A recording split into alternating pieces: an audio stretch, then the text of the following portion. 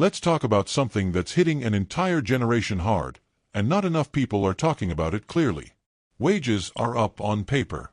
But when you adjust for inflation, especially in cities where most jobs are, the real income of young workers has barely budged, and in many cases, it's still below pre-2020 levels. If you're between the ages of 18 and 29, this is your prime time to build experience, save money, move out, maybe invest or start a business.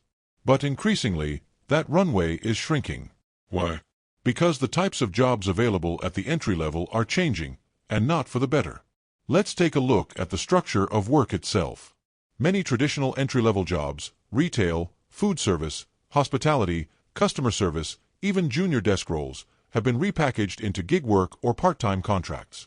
You're not a junior employee anymore, you're a freelancer, or independent contractor, or flexible resource. That sounds empowering, but it often means no benefits, no paid leave, and no long-term pathway upward. Add to that rising rent, transit costs, groceries, and the basic price of living, and your paycheck just doesn't stretch. This is especially true in cities where the most job opportunities exist. In fact, many young people now work 2 or more part-time jobs just to cover essentials. That's not flexibility. That's survival mode. And here's where it gets more concerning. Wage growth, even when it happens, tends to trail the cost of living.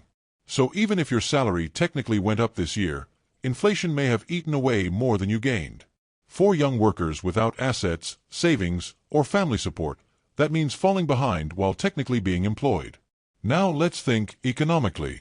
When young workers don't have enough purchasing power, they delay or opt out of major financial steps, like renting a place alone, buying a car, starting a family, or investing in long-term education. This isn't just a personal problem. It's an economic one. Consumer spending slows. Credit markets tighten. Housing demand becomes skewed toward wealthier, older buyers. Investment flows into speculative or institutional capital rather than households and individuals. Basically, the engine of upward mobility gets gummed up, and that affects the whole economy. And this isn't just anecdotal. We're seeing hard evidence of these shifts. The savings rate among people under 30 has declined. First-time homebuyers are older than ever. And participation in traditional financial products like pensions or RRSPs is dropping off in younger groups, not because they don't care, but because they literally can't afford to care yet. What's worse is that many of the financial tools created in the 20th century, unions, wage indexing, affordable housing, entry-level corporate tracks, have eroded or been bypassed in this new labor model. So what happens?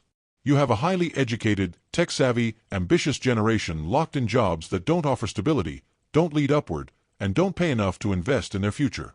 That mismatch creates frustration, yes, but more importantly, it undermines long-term economic resilience.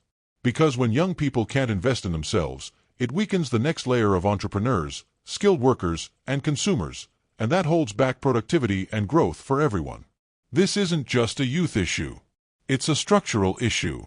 And fixing it means rethinking how we value early career work, how we structure compensation, and how we build a path from gig to career, not just survival to survival.